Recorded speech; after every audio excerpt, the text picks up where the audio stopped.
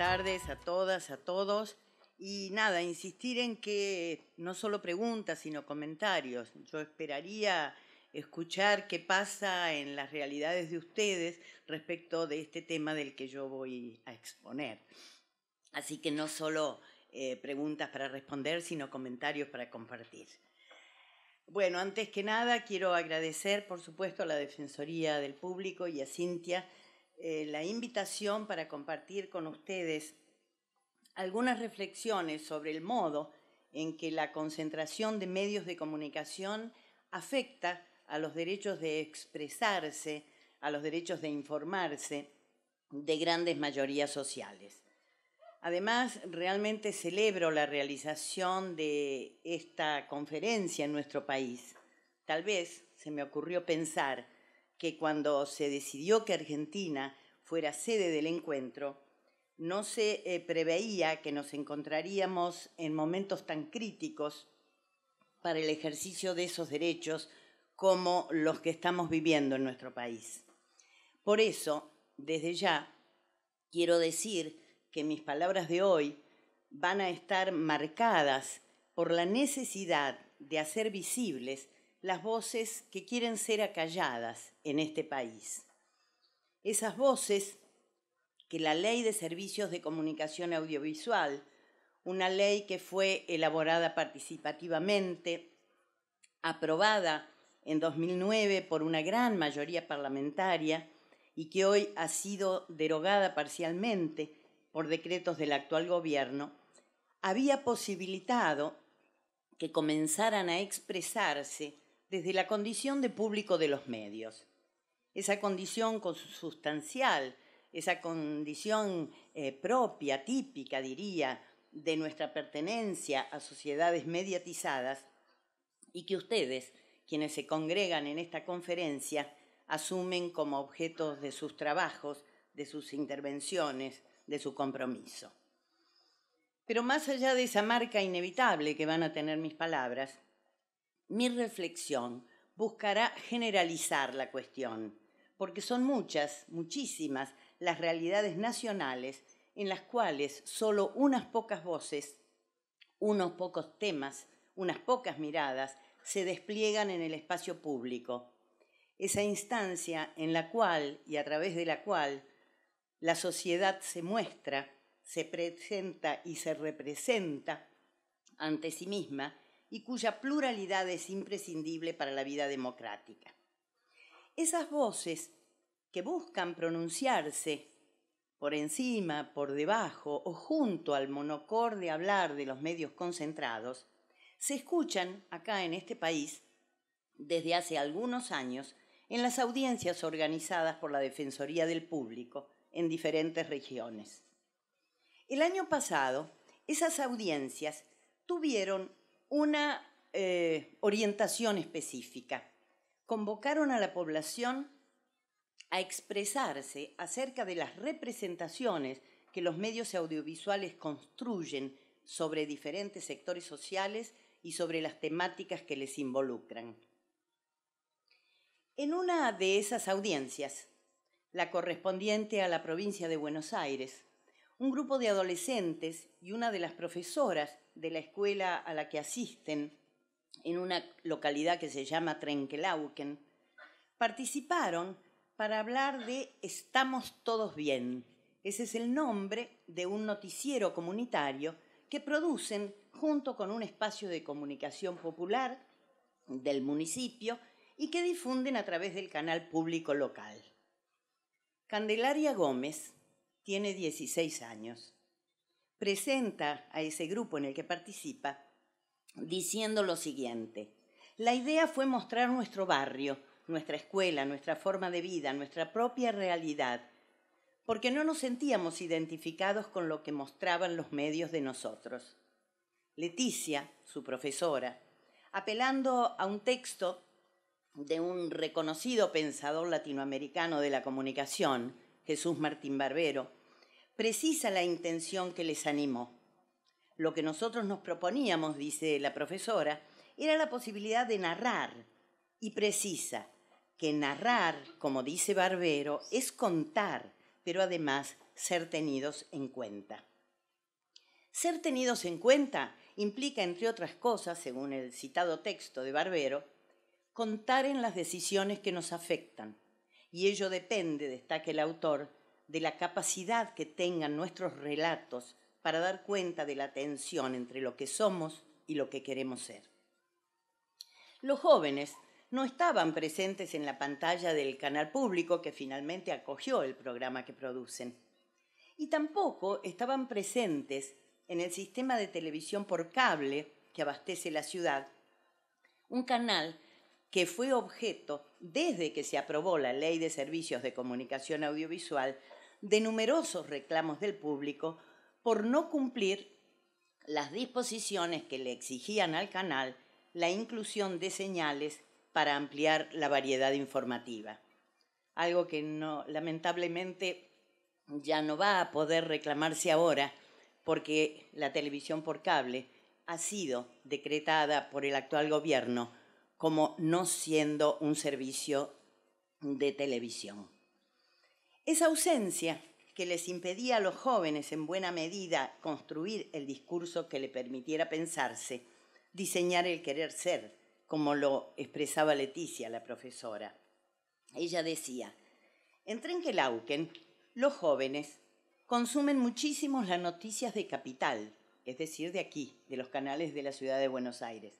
Por lo tanto, los jóvenes son vistos cuando se drogan, se matan, se golpean en la calle. Faltaban nuestros jóvenes trenquelauquenses y faltaba otra mirada sobre la realidad de los jóvenes y sobre lo que a los jóvenes les interesa, como pasa con tantos otros sectores que no están presentes en los medios.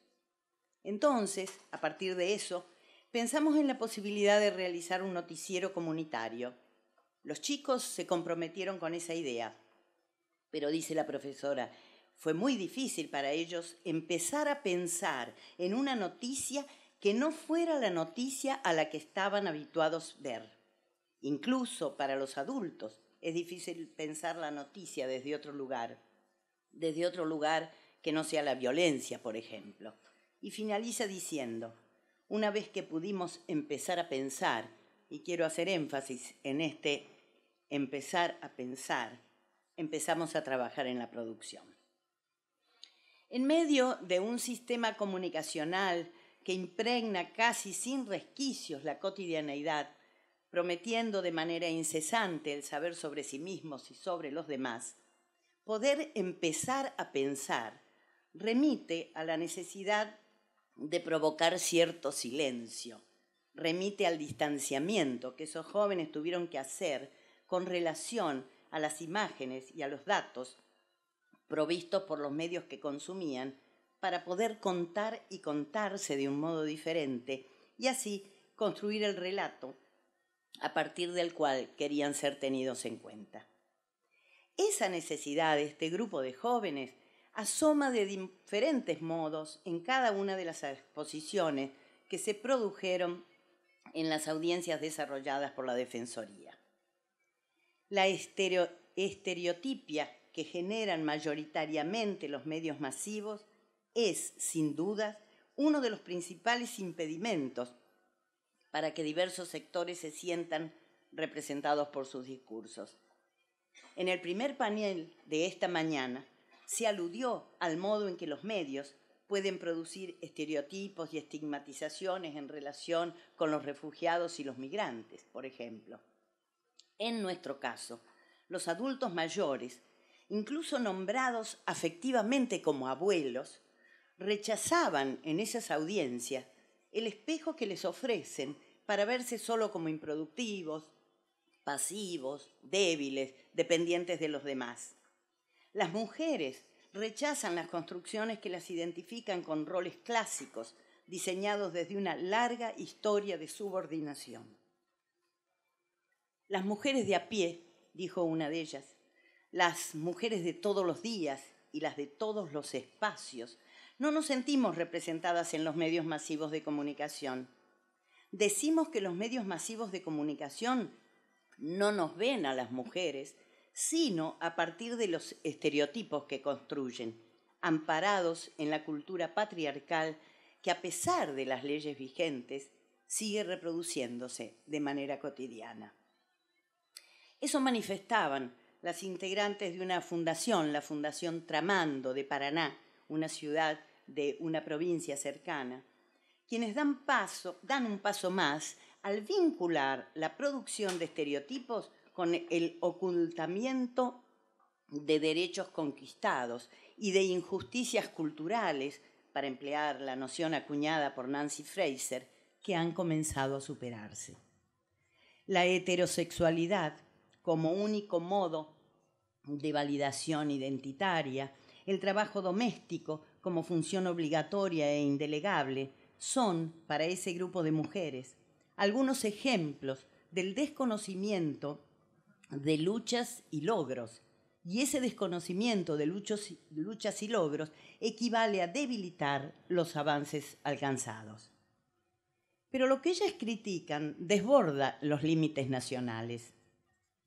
El informe 2015 del proyecto de monitoreo global de medios desarrollado por la UAC, la Asociación Mundial de Comunicación Cristiana, la UNESCO y otras organizaciones, muestra la reproducción de esa situación a nivel mundial.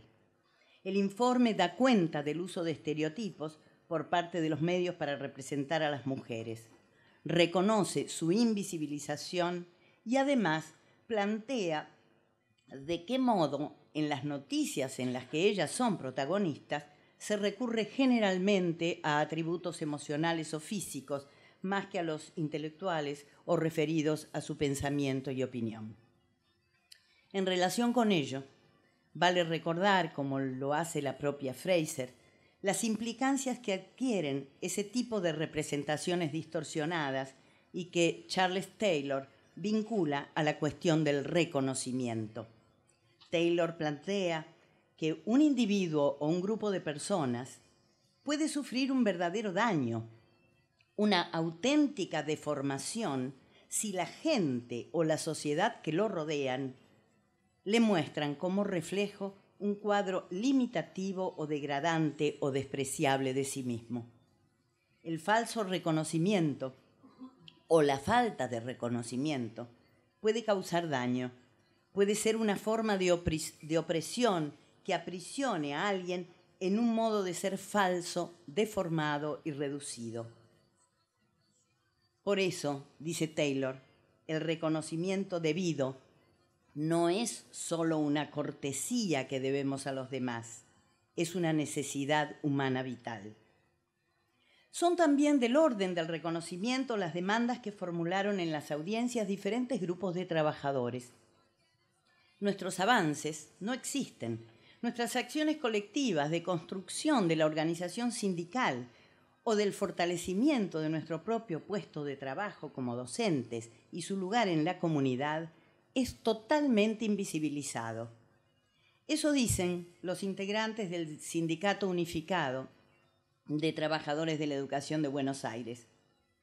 Tampoco se ven en los medios los trabajadores de subterráneos de esta, la ciudad capital del país, excepto cuando la distorsión les alcanza del mismo modo que a los docentes, es decir, cuando al ejercer un derecho constitucional, el derecho de huelga, son representados como meros causantes de problemas a otros, a los pasajeros, a los estudiantes, y no como partes de conflictos económicos y sociales. Tampoco se reconocen en el discurso mediático quienes integran la Unión de Trabajadores Rurales Sin Tierra, ni quienes hablaron en nombre del Movimiento Nacional Campesino Indígena. Sepan, dijeron, que tenemos la capacidad y la voluntad de seguir alimentando y con alimentos sanos a nuestro pueblo. Eso dijeron en la audiencia, como dicen a diario desde sus propias emisoras comunitarias,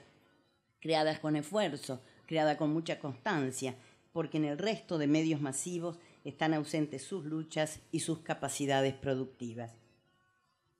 La estigmatización, también se habló de esto esta mañana, completa el conjunto de dispositivos a raíz de los cuales se produce el extrañamiento y la crítica respecto del discurso mediático. La sufren con particular intensidad los integrantes de los pueblos originarios, los afrodescendientes, los sindicalistas, los jóvenes y adolescentes en general, pero sobre todo aquellos que están privados de libertad o los que padecen adicciones.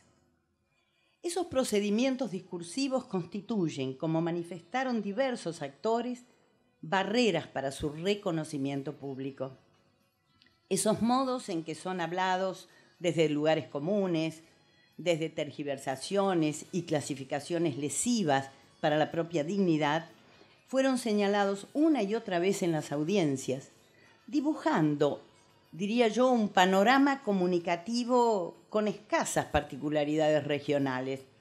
De norte a sur del país, de este a oeste, parece desplegarse un sistema comunicativo relativamente homogéneo que además presenta otra característica común: la simplificación de situaciones conflictivas, el aplanamiento de complejidades que caracterizan a nuestras sociedades, el dibujo de un mapa de trazos gruesos, sin matices, sin caminos intermedios, sin indicadores que permitan comprender las que se proponen como cuestiones problemáticas. Representantes de una comunidad indígena mapuche, una etnia que nos hermana con el pueblo chileno, plantean de qué modo en los medios de comunicación de la provincia de Río Negro y de Neuquén ellos son caracterizados como extranjeros, como usurpadores y agresores, cuando en realidad ejercen su derecho al territorio ante las empresas que buscan desalojarlos para poder explotar los recursos naturales que ellas encierran.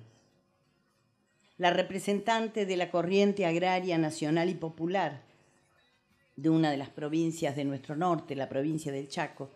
interviene enfatizando la reducción de la realidad agrícola del país a una región, la más rica, la de la Pampa húmeda, esta donde está justamente la ciudad y la provincia de Buenos Aires, y la reducción a un solo sector, también el más rico, el de los agroexportadores. La enorme variedad de productores y de productos, la variedad de condiciones de vida y trabajo que pueblan los extensos campos de nuestro país desaparecen. Los medios, dice esta mujer, la uniforman mediante los cientos y miles de repetidoras que tienen en el país, formal o informalmente. Formalmente, en aquellos medios que constituyen cadenas, informalmente, en aquellos medios que solo hacen una repetición de grandes medios concentrados. En la voz de esta mujer parece resonar la de la secretaria general de la seccional Viedma de la Unión de Trabajadores de la Educación de Río Negro, cuando alude al modo con que se abordan las problemáticas de su sector, restringiendo lo que sucede en el sistema educativo a la violencia escolar o los paros docentes, sin permitir que la sociedad pueda conocer y comprender ese mundo lleno de riqueza y variedad donde transcurre la vida de niños y adolescentes y la de quienes cotidianamente interactúan con ellos en una gama amplísima de situaciones. Y también resuena esa queja por las ausencias de tópicos y matices en las palabras de la representante de una emisora de la ciudad de Salta, FM de Adentro, la primera radio nacional en un contexto de encierro. Hay, dice ella, una criminología mediática muy clara. La sabemos todos. Los pibes, es decir, los adolescentes, los muchachos, son usados como chivos expiatorios para no hablar realmente de las causas de los problemas sociales que llevan a esta población a los contextos de encierro, que son el uso problemático de las drogas, que es la violencia institucional, que es la vulneración de derechos en general. Las constantes señaladas hasta aquí, y si me he detenido con detalle en lo que se ha dicho en las audiencias, es porque creo que realmente en ellas se revelaron todas estas enormes y variadísimas exclusiones, las constantes, digo, señaladas hasta aquí, se agravan al vincularlas con las restringidas agendas temáticas que los medios hegemónicos ofrecen. No voy a entrar en mayores detalles en este punto, pero sí quiero señalar que el monitoreo de informativos de canales de televisión abierta con origen en Buenos Aires, que realiza la Defensoría del Público desde hace algún tiempo, y el que nosotros realizamos conjuntamente con la Defensoría desde la Universidad Nacional de Córdoba, analizando la oferta de los canales de nuestra ciudad, demuestran que son muy pocos y similares los tópicos que predominan en las pantallas. En términos generales, predominan las informaciones referidas al deporte, a la seguridad en su versión policial, a la política y a los espectáculos. Mientras que esporádica y muy circunstancialmente se da cabida a la vasta temática que recubre la vida colectiva. Es por ello que las informaciones referidas, entre otras cuestiones, a los derechos humanos, la educación, los pueblos originarios, los jóvenes y adolescentes, los niños, la problemática ambiental y la de género, temáticas que en las audiencias fueron focos de críticas y demandas, apenas son tratadas. El panorama, lamentablemente, no es demasiado diferente en otras realidades. Ya en el informe 2004 de la Relatoría de Libertad de Expresión de la Corte Interamericana de Derechos Humanos, se indicaba que a pesar de las grandes cantidades de información procesadas en las salas de prensa de diarios, de estaciones de radio y televisión,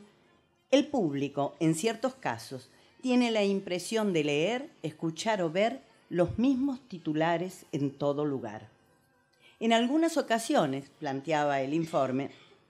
ello se debe a que estos medios tan solo repiten la información que ha sido previamente provista por las agencias de noticias locales o extranjeras. Pero también se indicaba, y cito textualmente el documento, cuando las fuentes de información están seriamente reducidas en su cantidad, como es el caso de los oligopolios, o bien existe una única fuente, como los monopolios, se limita la posibilidad de que la información que se difunda cuente con los beneficios de ser confrontada con información procedente de otros sectores, limitando, de hecho, el derecho de información de toda la sociedad. La existencia de monopolios u oligopolios públicos o privados constituye de esta forma, se concluía en el informe, un serio obstáculo para la difusión del pensamiento propio, así como para la recepción de opiniones diferentes. Año tras año, la Relatoría ha insistido en el tema, actualizándolo en función de las nuevas condiciones y desarrollos tecnológicos. De ahí que en el informe anual de 2014 dedique especial atención a los procesos de digitalización en los que advierte posibilidades ciertas de desconcentración, siempre y cuando los estados nacionales asuman los estándares propuestos desde el sistema interamericano. Las normas de competencia, se lee en el informe, no son suficientes para asegurar la diversidad cultural y el pluralismo informativo en los medios en el sector de la televisión digital. Y por ello se sostiene que los estados también deberían considerar adoptar políticas públicas activas para promover la diversidad de contenidos audiovisuales dentro de los propios medios de comunicación, siempre y cuando ello sea compatible con las garantías internacionales a la libertad de expresión. Un tipo de recomendación que también ha realizado el Consejo Europeo y que en el caso latinoamericano se completa con la necesidad de que los estados nacionales promuevan medios comunitarios y fortalezcan y diversifiquen las emisoras públicas con el fin de contribuir a generar mayor diversidad de informaciones y opiniones en el sistema de medios audiovisuales, tal lo que plantea el informe 2015 de la Relatoría.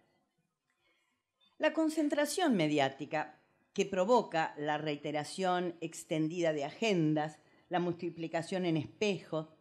de los mismos rostros, idénticas voces y perspectivas, resulta fortalecida en sus efectos perjudiciales para el ejercicio de los derechos a la comunicación por ciertos modos de producción que de alguna manera también pueden asociarse a la búsqueda de la máxima rentabilidad económica. Como resultado de una investigación realizada en Argentina, pero que considera puede extenderse al espacio iberoamericano, Pablo Boscovsky identifica un rasgo paradójico del actual escenario de medios. El hecho de que a medida que crece su cantidad y que se acrecienta la frecuencia de publicaciones o de emisiones, es menor la cantidad de noticias que se difunden, algo que nosotros en el monitoreo de medios comprobamos aquí en nuestro país, produciéndose así, dice Boscovsky, una notable superposición temática entre los medios de cada país. ¿Por qué sucede eso? A manera de respuesta, él plantea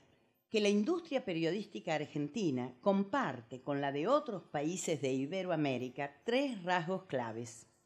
Unos pocos medios gráficos y audiovisuales de alcance nacional acaparan la mayor parte de mercado.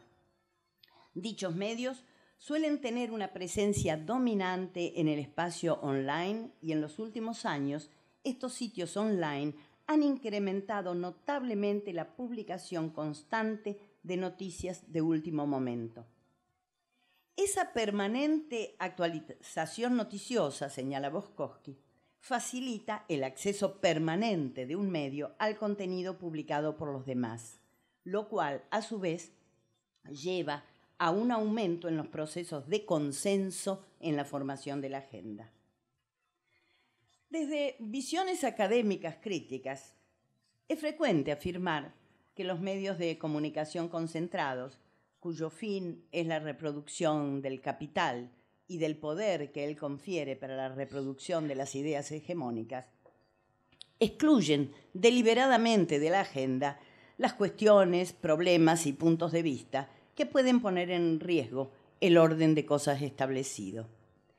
Pero a veces creo que tenemos que reconocer que prestamos menos atención a los efectos que tienen para la diversidad y el pluralismo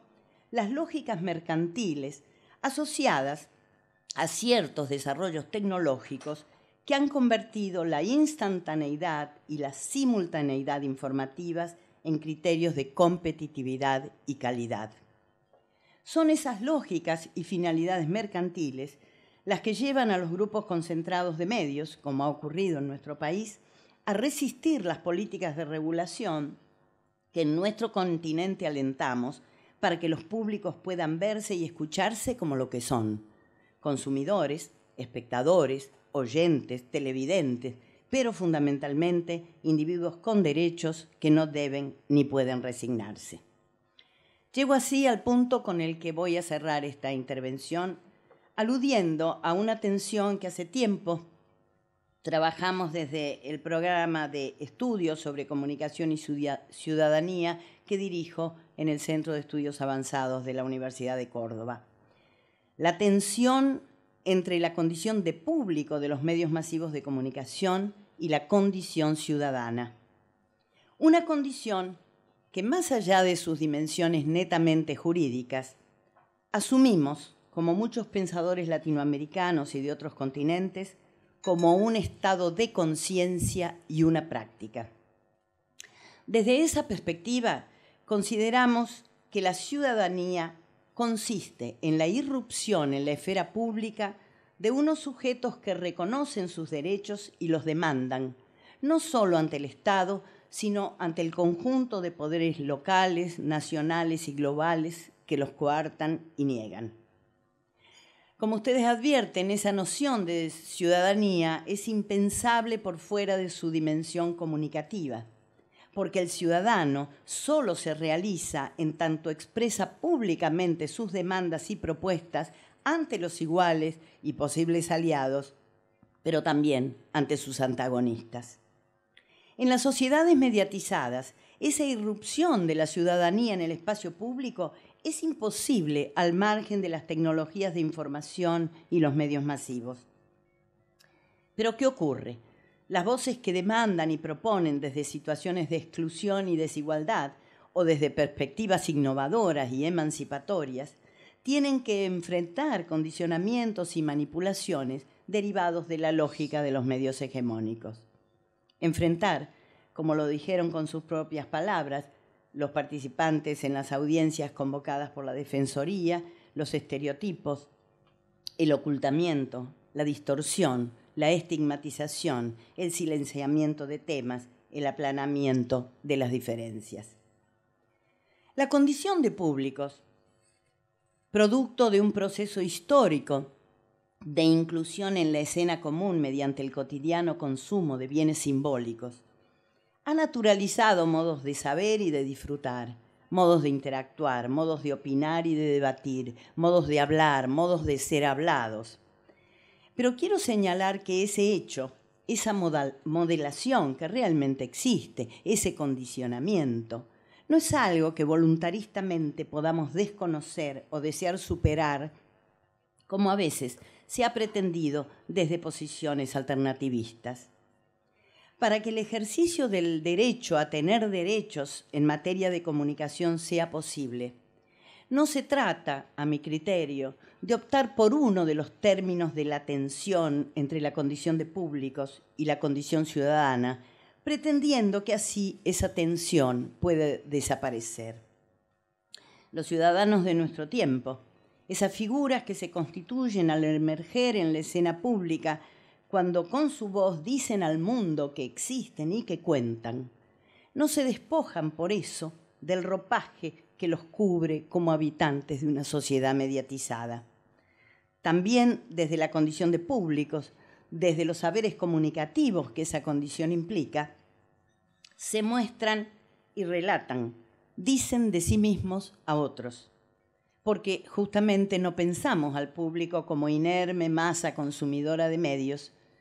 Pensamos, por el contrario, que con mayores o menores posibilidades de incidencia, ser público es una condición, es un rasgo identitario, una actividad, uno de los modos en los que hoy y con los que hoy vivimos e interactuamos. Es por eso que los públicos, y ante el asombro de muchos que no entienden de complejidades,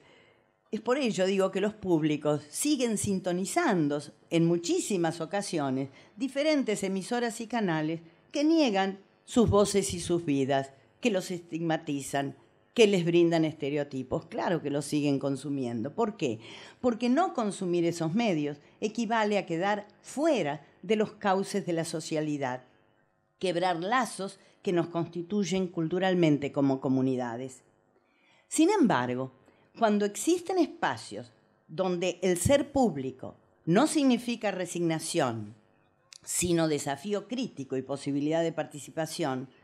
lo que vemos que se produce son los intercambios y debates que ponen en evidencia el complejo y contradictorio juego de poder y resistencia del que está hecha la democracia cuando la pensamos como campo de litigio, como modo de procesar el inacabado conflicto que jalona las luchas en pos del reconocimiento y de la igualdad. Los medios que por pertenecer a pocos conglomerados empresariales y por buscar las máximas ganancias producen una restricción y una simplificación de las agendas, son verdaderas instancias de precarización de la ciudadanía, porque operan como freno al ejercicio de esos derechos. Pero como lo demostraron los participantes en las audiencias, cuyas intervenciones compartí acá, esos medios que pueden ocultar y distorsionar, que pueden estereotipar, no pueden producir la desaparición del disenso y el conflicto. Apenas se abren espacios para su enunciación, ellos emergen con la potencia de lo contenido, de lo reprimido. Por eso, los medios sin fines de lucro, los medios públicos que asumen funciones de representación plural de las audiencias, los medios locales que operan con apego y respeto por las comunidades de las que forman parte, las instituciones que de diversa manera se ofrecen como ámbitos para que se pronuncien las palabras acalladas o tergiversadas, representan para los públicos lugares desde donde reconocerse y fortalecerse. Y para terminar, quiero traer a colación un pensamiento de Dominique Bolton, ese teórico francés que tanto nos ayuda a pensar los públicos de los medios masivos. Dice Bolton: uno de los efectos de la dominación sociocultural es precisamente no pedir otra cosa que la que se tiene. Desear otra cosa, emprender, es situarse en un límite dinámico de cuestionamiento y de emancipación, afirma Bolton al reflexionar sobre la tensa dinámica entre la oferta y la demanda vinculada a los medios audiovisuales. Pero para desear algo que no se tiene, para demandar lo que falta, es necesario que existan ciertas condiciones sin las cuales resulta muy difícil que eso suceda. Bolton sostiene que una condición ineludible es la ampliación de la oferta por parte de los medios. Yo añado que si reconocemos que la concentración mediática conlleva una declinación de los derechos de todos a la comunicación, para promover sociedades en las cuales todos y todas tengamos el derecho a saber y a expresarnos sin que nuestras identidades y realidades sean violentadas, tenemos que trabajar en dos sentidos. Por un lado, hay que seguir luchando para desmonopolizar el sistema de medios de nuestros países, reivindicando para el Estado la capacidad regulatoria a través de normas democráticamente debatidas. Pero además, hay que seguir generando espacios para que las palabras del deseo, del querer ser a partir de lo que se es, puedan pronunciarse diseñando renovadas y plurales agendas. Esa es la tarea que considero debe convocarnos tanto a quienes han asumido la defensa de las audiencias como a quienes desde los ámbitos académicos investigamos y formamos comunicadores, como a los profesionales que desde los medios de comunicación públicos, privados, comunitarios, asumen la comunicación como una cuestión de derechos. Muchas gracias.